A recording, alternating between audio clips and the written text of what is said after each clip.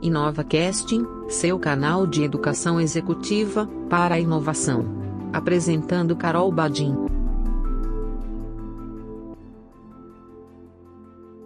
Olá, meu nome é Carol Badin, jornalista da Inova Casting, e hoje, como prometido, semanalmente, vamos falar sobre tecnologia com o diretor da CIS3, Rafael Cardoso, na série O Futuro é Agora. E o tema de hoje é a Internet das Coisas.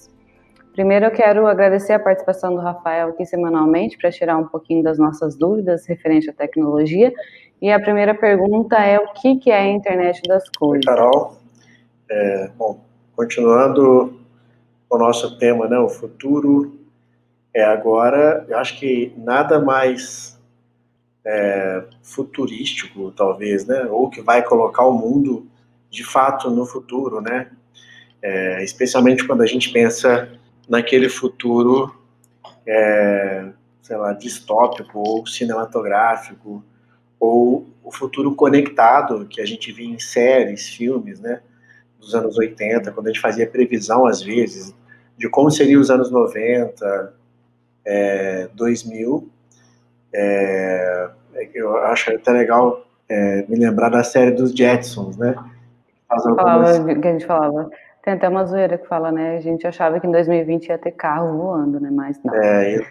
Ainda não. Então, assim, quando você pensa nesse futuro, que é um futuro conectado, esse futuro é possível através da internet das coisas, que torna os dispositivos autônomos e inteligentes. Então, só para ilustrar um pouco do que é a sigla IoT, né, que é Internet of Things, né, ou Internet das Coisas, é uma rede de objetos físicos. E aí, quando fala de objeto, né, que nesse conceito a gente geralmente chama de coisa, que é a coisa conectada, o objeto, é veículo, prédio, enfim,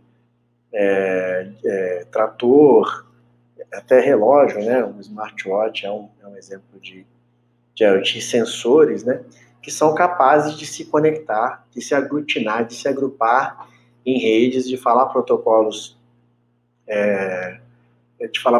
equivalentes, e com essa capacidade de se conectar em rede, especialmente a internet, né, eles são capazes de reunir e processar e transmitir dados, né, além de receber dados e aí tomar algumas ações baseadas nesses dados que eles receberam e processados, né? Então, a internet das coisas é uma extensão da internet atual, que possibilita que objetos do nosso dia a dia, né, em tese quaisquer que sejam esses objetos, desde que eles tenham capacidade computacional e capacidade de comunicação. Então, é uma rede, uma extensão da internet atual, que possibilita que objetos do nosso dia a dia, né, que têm capacidade de transmitir informações, receber informações e capacidade de processamento, desses objetos se conectarem à internet. A conexão com a internet, a conexão desses objetos com a internet, em primeiro lugar, é para que a gente possa controlar remotamente esses objetos. Tá? Então, o primeiro objetivo aí de ter um objeto ou uma coisa, a gente já fala muito de coisa ao invés de objeto, porque está mais dentro do conceito do IoT. Uma coisa conectada, o primeiro objetivo de conectarmos uma coisa à internet é para que a gente possa obter controle remoto dessa coisa. O segundo objetivo é que os próprios objetos possam ser usados como provedores de serviços, né? Então, que o próprio objeto tenha alguma capacidade de servir ou de fazer algo, se beneficiando de um acesso à internet. Então, o primeiro grande desejo de se conectar a um objeto na rede é que você possa obter o acesso remoto, o controle remoto àquele objeto. O segundo grande desejo é que ele seja um provedor de serviço, que ele faça algo, né, por nós ou até por outro objeto. Então, essas novas capacidades colocadas em objetos comuns, eles abrem caminhos para inúmeras possibilidades de aplicação, né? Tanto no âmbito residencial, quanto no âmbito industrial, de saúde, segurança, especialmente segurança pública, né? Então, para ilustrar aqueles robozinhos que pegam pelo, que fazem algumas coisas, até aquele robô que está ajudando, eu acho que no HC tem a questão do coronavírus, ele já seria uma internet das coisas. Acho que a gente vai ter que classificar esses robôs aí em dois tipos, porque muitas vezes ele pode ter capacidade computacional e não necessariamente ter capacidade de conexão. Então, ele não é uma coisa ou dispositivo dotado de IoT, né, ou de internet das coisas. É uma coisa conectada Ele já à é internet. programado para fazer tal Exato. coisa. Então, vou te dar um exemplo de esses robôs que você pode comprar. Enfim, no Brasil não é tão popular, fora do Brasil, especialmente no mercado norte-americano, que é aquele robô que aspira a sua casa, por exemplo. Né? No Brasil não é tão popular, em alguns países já é bem popular esse robô. Você sai de casa e o robô fica ali de forma autônoma aspirando a sua casa. Ele consegue voltar para a base sozinho, mas ele faz isso através de sensoriamento. Ele não precisa necessariamente de internet para fazer isso. Mas existem duas classes desses robôs. Aqueles que trabalham autônomos por sensoriamento e uma capacidade computacional offline, e aqueles que trabalham autônomos conectados à internet, que podem, inclusive, responder a comandos seus de forma remota.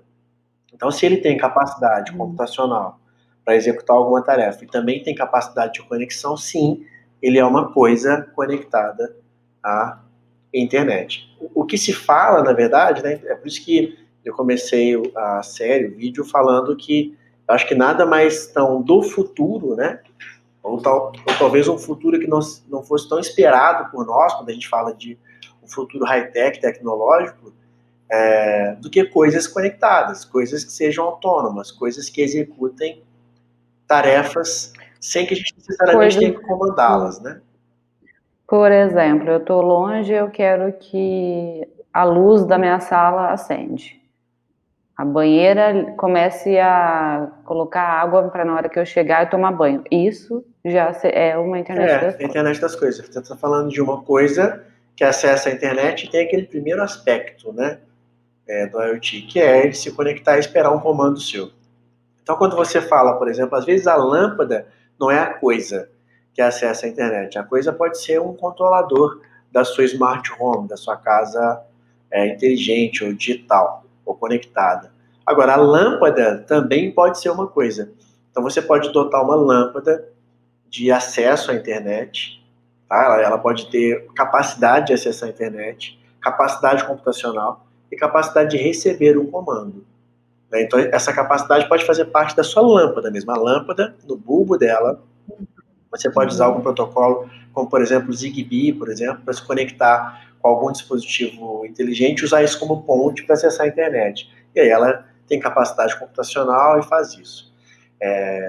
Então, quando a gente fala do futuro, né, assim, especialmente quando se pensava no futuro, talvez nos anos 70, 80, 90, no final dos anos 90 e início dos anos 2000, não, porque já tinha muita previsão do que seria o futuro, sei lá, os próximos 10 ou 15 anos, né?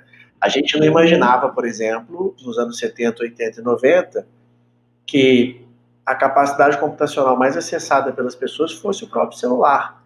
Né? A gente não sabia onde seria essa capacidade, né? Talvez eles pensassem que o carro tivesse essa inteligência que não necessariamente se levasse um dispositivo no bolso, que esse dispositivo fosse a evolução do seu aparelho de telefone, para que você tivesse alta capacidade computacional na palma da mão. Não sei se isso se isso foi imaginado. Tanto que os fabricantes de hardware, de microcomputadores, depois do surgimento, claro, né, do advento da computação pessoal, a IBM, a Apple, né, foram precursores desse movimento, Microsoft, foram precursores no final dos anos 70, início dos anos 80, eles chegaram a criar outros dispositivos como os tablets, enfim, antes do tablet a gente teve outros dispositivos aí, os palms, né, que esse fabricante no passado imaginou que fosse o dispositivo com capacidade computacional, talvez até o dispositivo conectado do futuro. Então, eles não apostavam tanto, talvez, que o telefone celular fosse absorver essas capacidades. Então, quando a gente imaginava o futuro, né, nos anos 70, 80, 90, a gente imaginava isso, né, que as coisas que a gente já conhecia, não aquelas coisas que seriam criadas, elas teriam capacidades computacionais de conexão, como, por exemplo, o carro, né, você citou que o carro voa, em muitas dessas ilustrações aí. Eles achavam que ia ter E que isso. fosse sozinho, que de alguma forma ele era autônomo, então era isso que se imaginava. Então acho que nada mais do futuro do que a internet das coisas, né?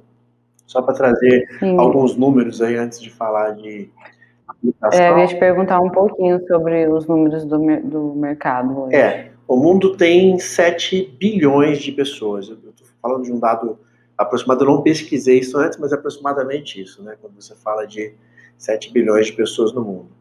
O que se estima, na verdade, é que, sei lá, em 5 anos, a gente tenha 10 vezes mais coisas conectadas do que pessoas no mundo. Não estou nem falando de pessoas conectadas. Hoje, em 2020, segundo uma previsão do Gartner do ano passado, a gente já tem mais coisas conectadas do que pessoas conectadas. A gente tem quase um número de coisas conectadas igual ao número de habitantes do globo, tá? Então, o que o Gartner prevê? Ele prevê que o mercado corporativo, só o mercado corporativo, e eu não tenho dado ainda da soma do mercado corporativo e doméstico, em 2020, que é esse ano, ele crescesse para 5,8 bilhões de dispositivos conectados, o que significa um aumento de mais ou menos 20% em relação ao ano passado. Indo mais além, tem uma outra projeção, que é essa que eu citei, de ter 10 vezes mais, que seria que o volume de coisas conectadas em 2025 é de aproximadamente 75 bilhões. Então, eles preveem que em 2025 a gente vai ter 75 bilhões de coisas conectadas à internet. Tá? Então, o que a internet das coisas proporciona, e por isso que a gente tem essas projeções aí astronômicas do número de dispositivos conectados. A internet das coisas, ela possibilita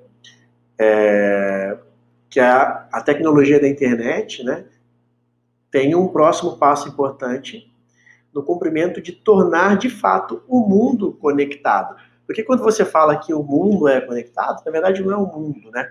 O mundo não é só feito das pessoas, o mundo é feito de pessoas e coisas.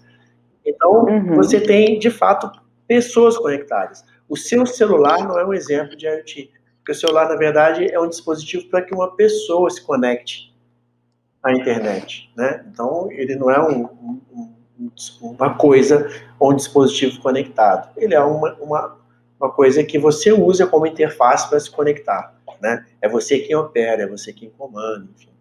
Então, o mundo conectado prevê não só pessoas conectadas, né? Mas também coisas conectadas.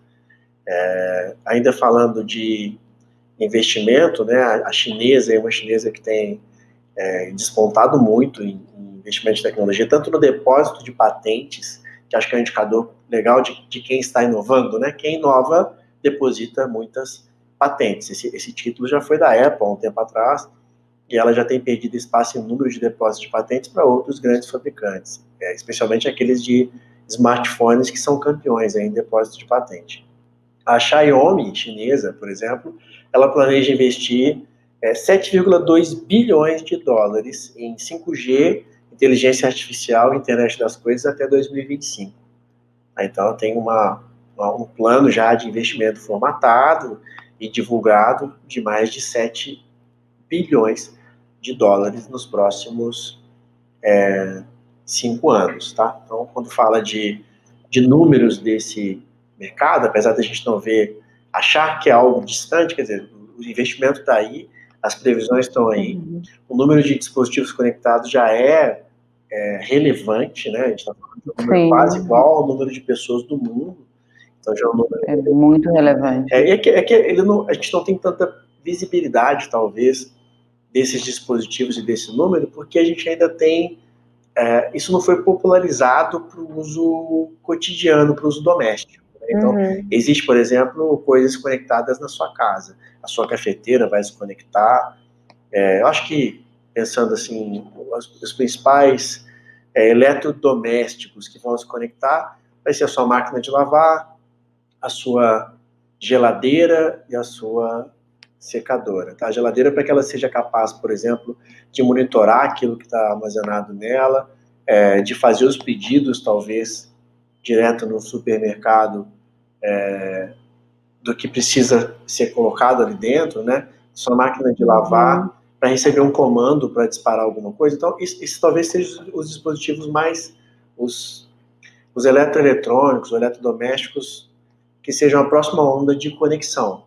Inclusive, já existe no mercado esses eletrônicos conectados. Mas uma das aplicações que vai ser muito comum é Smart Home, né? Você conectar a sua casa, né? E coisas da sua casa, que vão, de repente, esperar um comando seu. Ou vão se comunicar com você ou com alguém de fora se algo acontecer, tá? Na indústria... Tirando a casa, as principais aplicações serão quais? Eu acho que indústria, né? Na verdade, hoje já é indústria e agricultura. Se não me engano, eu preciso até pesquisar, a gente até pode colocar depois na descrição do vídeo, mas indústria e agricultura. A indústria tem uma vertente muito comercial, isso é muito falado, que é a indústria 4.0, que fala muito de dispositivos conectados. A agricultura já é campeã em conexão de dispositivos, né? A gente está aqui na região de Franca, São Paulo, tem muita usina de cana-de-açúcar. As usinas já usam muitos dispositivos conectados, os tratores são conectados, né? Os equipamentos pesados do campo, muitos deles já são dotados de IoT e de alguma forma autônomos ou semi-autônomos. Uma grande expectativa que vai mudar muita coisa, e aí tem uma capacidade mais democrática de mudança, porque quando você fala de mudar a sua casa, você está falando daquelas pessoas que têm interesse em ter uma casa inteligente e têm capacidade para comprar dispositivos que tornem a sua casa inteligente. Então não é uma tecnologia tão democrática, ela vai levar um tempo, né? Ela vai ter uma curva de adoção um pouco mais lenta. Quando você fala de Smart City, por exemplo, de cidades inteligentes, aí sim, você está falando de colocar coisas conectadas à internet que servem à população e que vão começar a afetar o dia a dia das pessoas, tá? Então, tem alguns exemplos aqui de cidades, por exemplo, Tel Aviv, em Israel, usa IoT para segurança, então você tem câmeras e dispositivos de áudio que prevêem incidentes de segurança. Então, por exemplo, barulho de tiro, coisas do tipo, eles já conseguem gerar incidentes de segurança. Um alerta. Exato. Então, as coisas que são lá, acho que lâmpadas, que geralmente isso fica associado à iluminação pública. Então, você tem a capacidade de capturar vídeo e áudio nas lâmpadas de iluminação pública, né? Os postes têm essa capacidade de capturar vídeo e áudio, e eles ajudam a monitorar eventos de segurança pública. Então, você tem lá centenas, milhares de dispositivos, de coisas conectadas à internet, contribuindo para a segurança pública de milhares de pessoas. Quando você fala de Barcelona, por exemplo, Barcelona tem IoT com lixeiras por sucção. Então você tem dutos subterrâneos de vácuo para fazer o recolhimento de lixo. Então, é uma forma também de cidade inteligente. Tem outras cidades, tem um caso que a gente está estudando recente agora, que é um caso até que a AWS foi envolvida, que é Chicago, nos Estados Unidos, que tem muitos serviços conectados também. Você pode, por exemplo, controlar, deixar o trânsito mais inteligente, porque hoje um semáforo tradicional, ele é baseado em tempo, né? Então ele fica um período aberto, um período fechado, né? O controle é sempre de um tempo e ciclos totalmente simétricos, né? Esperados. Se você consegue monitorar o tráfego, por exemplo, você consegue deixar uma via que tem um tráfego mais intenso liberada por mais tempo, em detrimento de uma via com tráfego menos intenso bloqueada, né? Ou você consegue deixar, por exemplo, se eu não tenho tráfego no sentido oposto, no outro sentido, deixa aquela via liberada, eu não necessariamente faço a pessoa parar ali. E isso vai contribuir com um monte de coisa, o tempo de deslocamento. A questão dos aplicativos de localização, tipo Waze, eles já fazem isso? É a mesma coisa? Eles contribuem com dados para que isso talvez fosse... É a mesma ideia. É a mesma ideia, porque o Waze, na vamos dizer. verdade, ele talvez fosse uma capacidade se ele estivesse instalado no seu carro, né? Mas você está usando, você que está Ele tá no controlando o seu aplicativo. carro e está no aplicativo de celular. O veículo autônomo e semi-autônomo é uma das outras aplicações que eu ia citar agora, inclusive de IoT. Então, o futuro espera que a gente tenha rodovias inteligentes, né? E essas rodovias tenham coisas, né, dispositivos, que sejam capazes de se comunicar com os veículos, que também são coisas, que estão naquela rodovia. Dizendo, por exemplo, a velocidade que aquele veículo deveria trafegar, a distância que ele tinha que ficar do carro da frente, né? Sabendo exatamente onde aquele cara vai sair da via para indicar uma saída para ele, né? Então, não necessariamente o Waze é isso. O Waze ele já fornece um volume de informações relevante, significante de dados de tráfego, isso é legal. Pode ser usado pelos dispositivos conectados para que eles possam se orientar por essas informações. Sim, o dispositivo, a coisa, pode ir até a internet e buscar informações de um banco de dados de tráfego como o Waze, por exemplo, para tomar decisões, tá? Mas hoje quem consome essa informação e quem toma essa decisão é você que está dirigindo o seu veículo, né? Então não é um exemplo clássico de IoT, é um exemplo de um serviço que você usa conectado, um serviço online, até muito adotado, mas não é IoT. Se o seu veículo tivesse capacidade de consumir essa informação, processar essa informação e fazer algo com isso, seria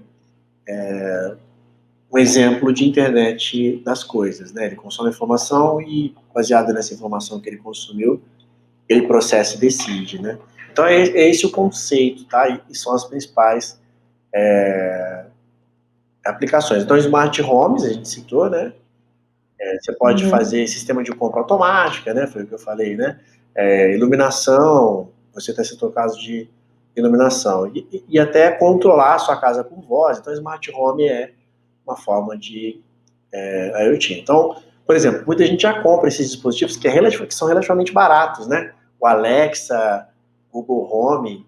Isso é um caso de IoT, né? Você tem um dispositivo que se conecta à internet, que espera um comando de voz seu e pode controlar alguma coisa da sua casa, tá? Isso é legal.